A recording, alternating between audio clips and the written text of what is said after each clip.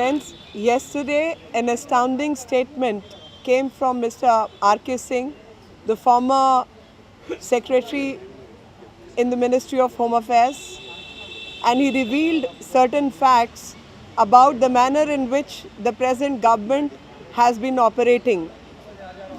And he made the revelation that there were direct instructions from the Ministry of Home Affairs while interfering in an investigation by the Delhi police about a match-fixing episode in which certain people who sought favor from Dawood Ibrahim were favored or were told to do favors, and there were direct instructions from the Ministry of Home Affairs to the police department of Delhi police. And slips used to be exchanged, certain appointments were made in an illegal manner, and these statements by a former Home Secretary throw a lot of light in the manner in which the government has been performing its function. I take you all back to the year 2006, December, in which the Prime Minister of the country made a statement that Muslims have a first right over the resources of this country. Then Home Minister in 2012 made a statement that Muslims who are in the jails in the cases of terrorism should be released and police should not make arrests. Then comes this statement. This, not to say the least, that at the time of election in Uttar Pradesh, Mr. Salman Khurshid made a statement regarding reservation. Quite clearly, there is a pattern, and the pattern is to divide India into majority versus minority, and the policies are also very apparent. These statements made by the Prime Minister, the Home Minister, and the subsequent policies very clearly show that 20 million scholarships are given to people in the name of religion and minoritism. They are not given to people who are poor and impoverished, but only in the name of religion. Very clearly, these are attempts to blight India into becoming a nation. And in that attempt further, they have made the policies by which they are giving scholarships to people belonging to certain religious minorities, but not to people who actually require those scholarships. The policy is very apparent in various acts and actions. The legality is suspect, and it is apparent that this is a vote bank gimmick which is going on. The Prime Minister, along with other ministers, while taking the oath of the office, they make a statement that I shall do the right to all people without any discrimination and favor. Quite clearly, the policies as adopted by the UPA government, the Congress-run government, are to diminish the very oath for which they take while holding the office. And in this regard, we say the actions and the policies show a bias, and which bias is against the nationhood. In the correct manner and propriety, the Prime Minister and the Home Minister should have made the statement that all those who are falsely implicated, all those poor people who are impoverished, all those Indians who require the benefit of law should be given so.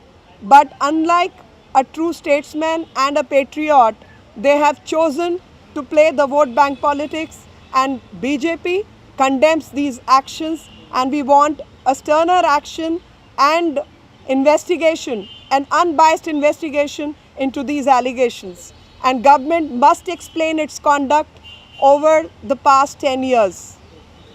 मित्रों, जिस तरीके से कल पता चला कि Shri R K. Singh जो कि पूर्व गृह सचिव रह चुके हैं, उन्होंने गृह मंत्रालय की कुछ नीतियों के बारे में बताया और बताया कि दिल्ली पुलिस के ऊपर किस तरीके से दबाव डाला जाता था जब कुछ किस्म की तहकीकात होती थी, ख़ास तौर पर मैच फिक्सिंग के मामले में किसी दिल्ली में रहने वाले उद्योगपति की जब तहकीकात शुरू हुई तो गृह मंत्रालय ने दिल्ली पुलिस पर दबाव डाला कि उस दाऊद इब्राहिम के कहने पर कि उस व्यक्ति की तहकीकात ना की जाए, और इसी प्रकार से कुछ चिट और स्लिप्स भेजी जाती थी कि लोगों के कहीं कहीं अपॉइंटमेंट किए जाएं। और उससे पूर्व में अगर आप सबको याद हो कि प्रधानमंत्री ने सन 2006 में दिसंबर में एक बयान दिया था जिसमें उन्होंने कहा था कि इस देश की जो रिसोर्सेज हैं उनके ऊपर मुसलमानों का सबसे पहला अधिकार है। ये नहीं कि किसी गरीब का, भारतीयों का पहला अधिकार है, बल्कि धर्म के नाम पर उन्होंने इस तरीके की बयानबाजी की थी। उसके बाद 2012 में चुनावी दौर शुरू था। अक्टूबर 2012 में गृह मंत्री ने कहा कि जितने मुसलमान जेलों में बंद हैं, मुख्यमंत्री उन सब को जल्दी रिहा करने के लिए काम करें और पुलिस के ऊपर दबाव बनाएं कि इस तरीके से वो लोगों को ना झूठे आरोप में पकड़े। अब ये बात सामने आई कि एक पक्षपात की राजनीति इस देश में हो रही है, और साथ ही एक और विषय है कि 20 मिलियन जो है स्कॉलरशिप्स, वजीफ़े दिए गए हैं, और वो भी धर्म के नाम पर, माइनॉरिटी के नाम पर, जिसमें से 4 माइनॉरिटी सिख, पारसी, बौद्ध, ये कहीं ना कहीं बेहतर हैं जो SC/ST कम्युनिटी है हिंदुओं की। और जो माइनॉरिटी और मेजॉरिटी की बहुत सारी ऐसी रिपोर्ट्स हैं कि तमाम में बराबरी है, और जो स्कॉलरशिप मिलनी चाहिए किसी भी ऐसे उपेक्षित वर्ग को जिसको आवश्यकता है उस वजीफ़े की, ना कि धर्म के आधार पर। इस तरीके से कांग्रेस पार्टी ने लगातार अपनी अभ्रंश मानसिकता का प्रदर्शन किया है। The Congress party has actually exposed it's communal agenda and communal mindset in the garb of secularism, and it is this mindset which is dangerous and is blighting India from the progressive India।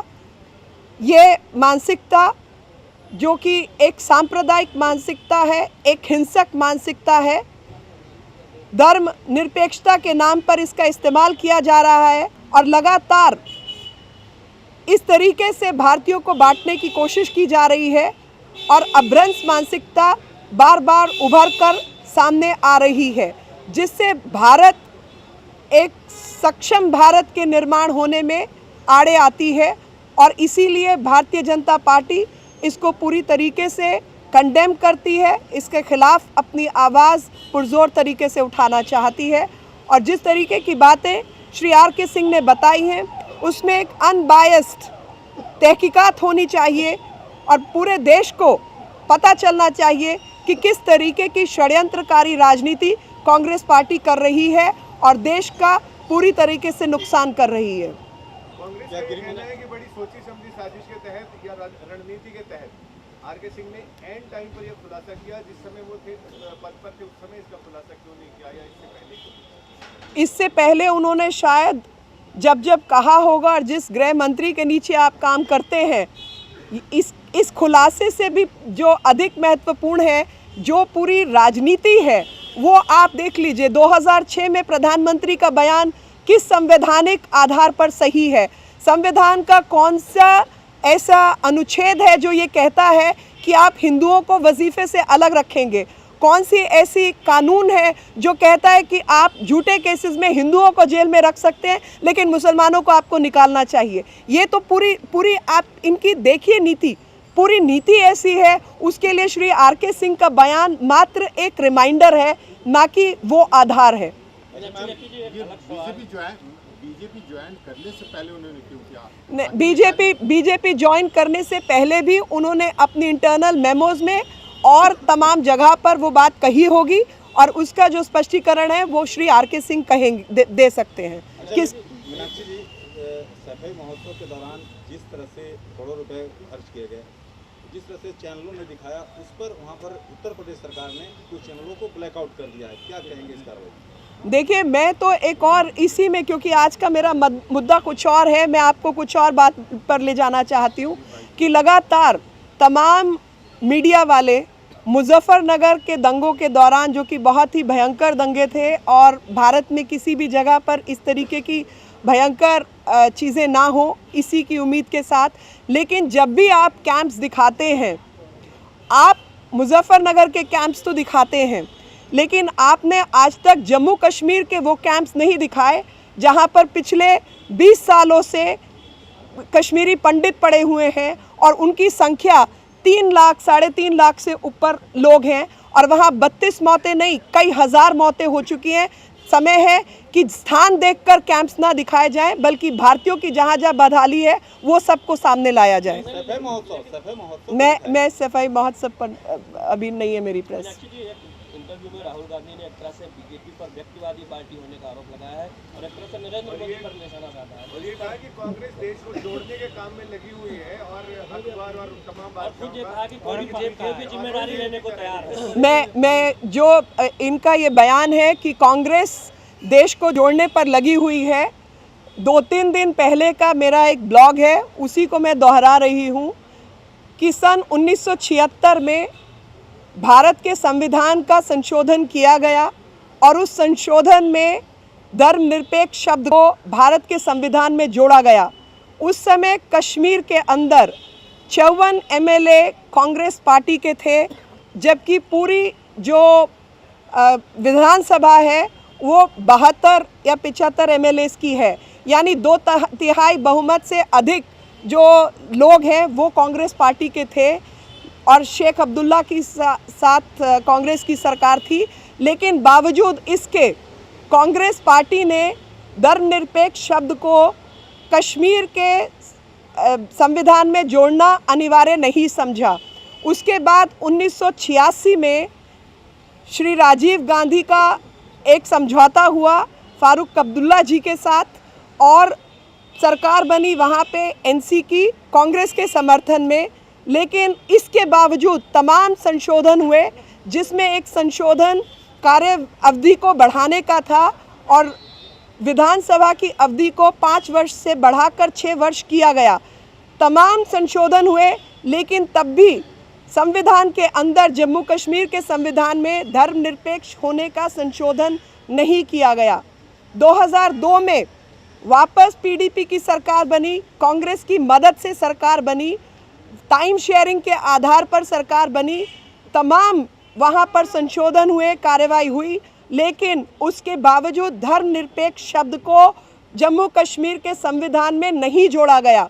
2005 में इनके अपनी जो मंत्री हैं, अभी पूर्व में मुख्यमंत्री बने श्री गुलाम नबी आज़ाद, और श्री गुलाम नबी आज़ाद के समय पर श्री हरि सिंह एक लेकर आए मसला संवैधानिक संशोधन का कि धर्मनिरपेक्ष शब्द को जोड़ा जाए संविधान में एक प्राइवेट मेंबर बिल के रूप में। और वो जब खुद पैंथर पार्टी से मंत्री थे पीडीपी की सरकार में, तब उन्होंने उसको करना ठीक नहीं समझा, लेकिन 2005 में लाए। एनसी, पीडीपी और कांग्रेस पार्टी तीनों ने मिलकर उस प्राइवेट मेंबर बिल को विफल किया। 2009 में जम्मू कश्मीर में श्री उमर अब्दुल्ला जी की सरकार बनती है और कांग्रेस पार्टी के समर्थन से वो सरकार बनती है। वहाँ पर महिलाओं को उपेक्षित करने के लिए बिल लाया गया परमानेंट रेजिडेंसी का, जिसमें उनको उपेक्षित किया जाए, उनके जो प्रॉपर्टी के अधिकार हैं उनसे उनको हटाया जाए।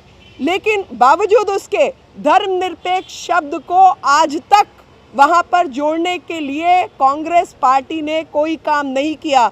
जिस तरीके की धर्मनिरपेक्षता और मैं कहूँ तो सांप्रदायिकता इस देश में कांग्रेस पार्टी ने फैलाई है, वो सांप्रदायिकता कोई और पार्टी उसके लिए जिम्मेवार ही नहीं है।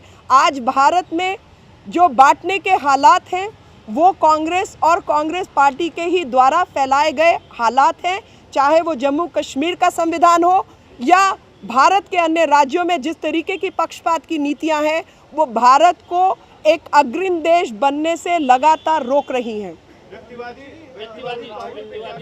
अरे जिन लोगों की परिवारवादी राजनीति चल रही हो वो क्या व्यक्तिवादी राजनीति की बात करेंगे?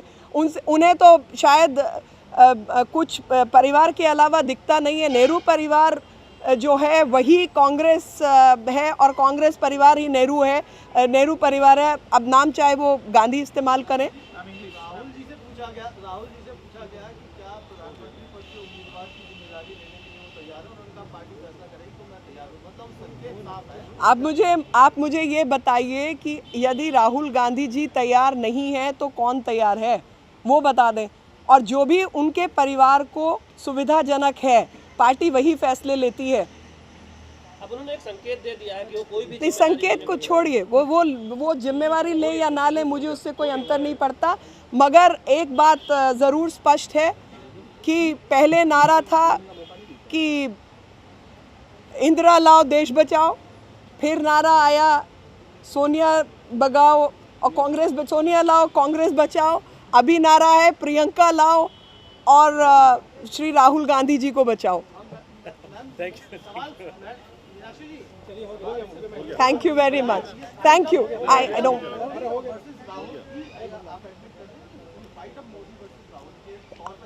हमारे प्रधानमंत्री कैंडिडेट श्री नरेंद्र मोदी हैं। कांग्रेस के प्रधानमंत्री कैंडिडेट कौन है वो फैसला आएगा और देखा जाएगा, लेकिन इस समय जो फाइट है वो पहले इस देश को एक देश और श्रेष्ठ देश बनाने की है। बोला